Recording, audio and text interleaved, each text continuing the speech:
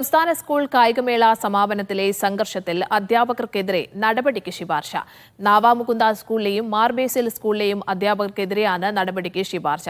School കായികമേള അലങ്കോലപ്പെടുത്തുന്നവരെ വരും വർഷങ്ങളിൽ വിലക്കും. പ്രതിഷേധങ്ങൾക്ക് നേതൃത്വം നൽകുന്ന അധ്യാപകർക്കെതിരെ കർശന നടപടികൾ സ്വീകരിക്കണമെന്നും പൊതുവിദ്യാഭ്യാസ ഡയറക്ടർക്ക് നിർദ്ദേശം. ഷിജോ കുര്യൻ തിരുവനന്തപുരത്ത് നിന്ന് വിവരങ്ങൾ പങ്കുവയ്ക്കാൻ ചേരുന്നുണ്ട്. ഷിജോ, ഈ കായികമേളയുമായി ബന്ധപ്പെട്ട് വലിയ രീതിയിലുള്ള പ്രതിഷേധങ്ങളാണ് അന്ന് സ്കൂളും അധ്യാപകരും ഒക്കെ തന്നെ ഉയർത്തിയത്. ഇതിപ്പോൾ ഏത് രീതിയിലാണ് ഇനി നടപടി അടക്കം വരിക? അതോടൊപ്പം തന്നെ മറ്റ് നിർദ്ദേശങ്ങൾ കൂടി ഉണ്ടല്ലോ. ഇനിയിപ്പോൾ വരുന്ന ഇത്തരത്തിലുള്ള കായികമേള അടക്കമുള്ള കാര്യങ്ങളിലൊക്കെ തന്നെ പ്രതിഷേധിക്കാൻ അധ്യാപകർക്കും കുട്ടികൾക്കും കഴിയില്ല എന്ന രീതിയിലുള്ള നിർദ്ദേശം കൂടി വരുന്നല്ലോ. സ്നേഹ, കഴിഞ്ഞ നവംബർ 4 മുതൽ 11 വരെ എറണാകുളത്ത് വെച്ചായിരുന്നു സംസ്ഥാന സ്കൂൾ കായികമേള നടന്നത്. ഈ കായികമേളയുടെ സമാപനവുമായി ബന്ധപ്പെട്ടുകൊണ്ട് വലിയ തരത്തിലുള്ള പ്രതിഷേധത്തിലേക്ക് പോയിരുന്നു. സമാപന സമ്മേളനം ആകെ അലങ്കോലപ്പെടുത്തുന്ന ഒരു സാഹചര്യമാണ് ഉണ്ടായത്. അത് ചില അധ്യാപകരുടെയും ചില സ്കൂളിൻ്റെയും ഭാഗത്തു നിന്നാണ് അത്തരമൊരു സമീപനം ഉണ്ടായതെന്നുള്ള വിമർശനവുമായിട്ട് മന്ത്രി വി ശിവൻകുട്ടി അടക്കം രംഗത്ത് വരികയും ചെയ്തതാണ്. അതുമായി ബന്ധപ്പെട്ടുകൊണ്ട് വിശദമായിട്ടുള്ള അന്വേഷണം നടത്താൻ ഒരു 3-അംഗ സമിതിയെ നിയോഗിച്ചിരുന്നു. ആ സമിതിയുടെ അന്വേഷണ റിപ്പോർട്ടിൻ്റെ അടിസ്ഥാനത്തിലാണ് കുറേയധികം ശുപാർശകൾ ഇപ്പോൾ വിദ്യാഭ്യാസ വകുപ്പിന് ലഭിച്ചിരിക്കുന്നത്. ആ ശുപാർശകളുടെ അടിസ്ഥാനത്തിൽ കർശനമായിട്ടുള്ള നടപടി സ്വീകരിക്കാൻ പൊതുവിദ്യാഭ്യാസ വകുപ്പ് ഡയറക്ടർക്ക് മന്ത്രി വി ശിവൻകുട്ടി നിർദ്ദേശം നൽകുകയും ചെയ്തിട്ടുണ്ട്. പ്രധാനപ്പെട്ട നിർദ്ദേശം എന്ന് പറയുന്നത് കായിക മേളകൾ, അതായത് ഇപ്പോൾ കലോത്സവമാകാം, കായികോത്സവമാകാം, അങ്ങനെയുള്ള കായികോത്സവ കലോത്സവ മേളകളിൽ ഒരു തരത്തിലുമുള്ള അനിഷ്ട സംഭവങ്ങൾ ഉണ്ടാവാൻ പാടില്ല, ഒരു തരത്തിലുള്ള പ്രതിഷേധം ഉണ്ടാവാൻ പാടില്ല.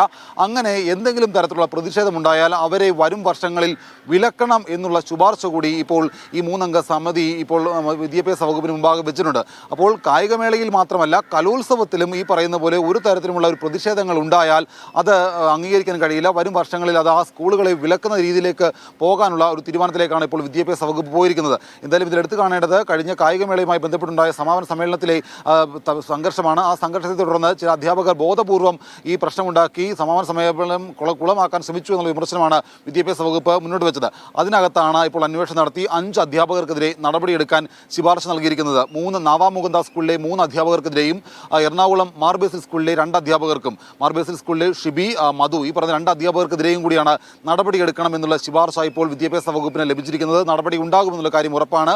നടപടിക്ക് വിദ്യാഭ്യാസ മന്ത്രി കൂടി സ്വീകരിക്കണമെന്നുള്ള നിർദ്ദേശം പൊതുവിദ്യാഭ്യാസ വകുപ്പ് ഡയറക്ടർക്ക് നൽകുകയും ചെയ്തിട്ടുണ്ട്.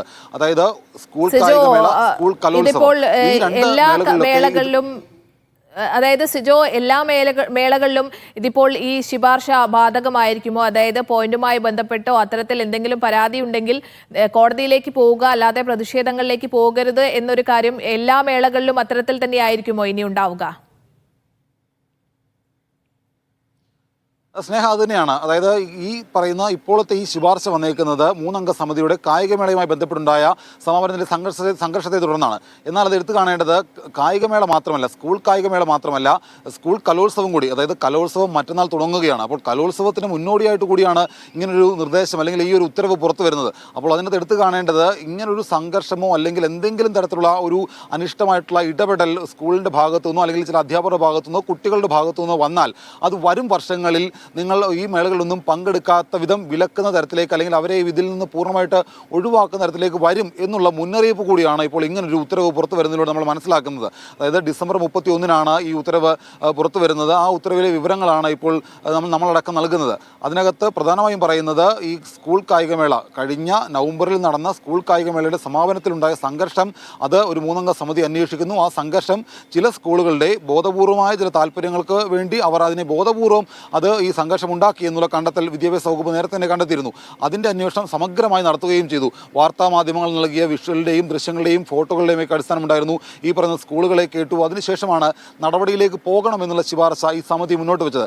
അവർ പറയുന്ന പ്രധാനപ്പെട്ട കാര്യം സ്കൂൾ കായിക മേളകളിൽ സംഘർഷം ഉണ്ടാക്കുന്ന ആളുകളെ വരും വർഷങ്ങളിൽ വിലക്കണം എന്നുള്ളതാണ് അതിലെ പ്രധാനപ്പെട്ട നിർദ്ദേശം.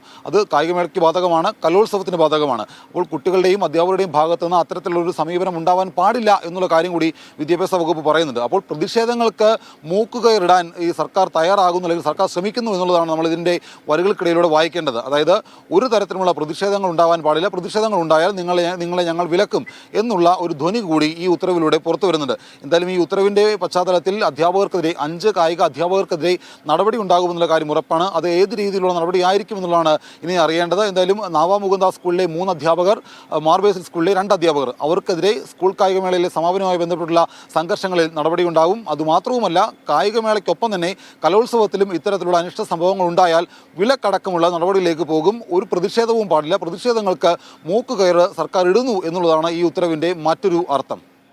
സ്നേഹ. സൂചിപ്പിച്ചതുപോലെ തന്നെ അങ്ങനെ തന്നെയാണ്. അതായത് പ്രതിഷേധങ്ങളൊന്നും തന്നെ വേണ്ട, നിങ്ങൾക്ക് പരാതി ഉണ്ടെങ്കിൽ അത് കോടതിയിൽ പോവുക. അത്തരത്തിൽ പ്രതിഷേധങ്ങൾക്ക് കായികമേളയിലും കലോത്സവത്തിലും ഒക്കെ തന്നെ പ്രതിഷേധങ്ങൾ വേണ്ടതില്ല എന്ന, പ്രതിഷേധങ്ങൾക്ക് മൂക്കുകയറിയിരുന്ന നടപടിയാണ് സർക്കാരിന്റെ ഭാഗത്തുനിന്ന് ഉണ്ടാകുന്നത്. സിജോ ആണ് തിരുവനന്തപുരത്ത് നിന്ന് വിവരങ്ങൾ പങ്കുവച്ചത്.